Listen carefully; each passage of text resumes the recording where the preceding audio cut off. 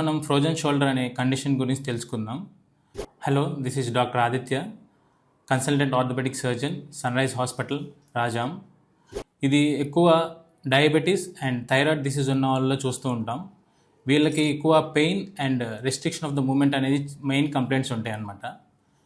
ఇది మనం వెయిట్ చేయగలిగితే 1 to 1.5 ఇయర్లో దానికి అది తగ్గిపోతుంది. స్టేజ్ల వారీగా 3 స్టేజ్లు ఉంటాయి.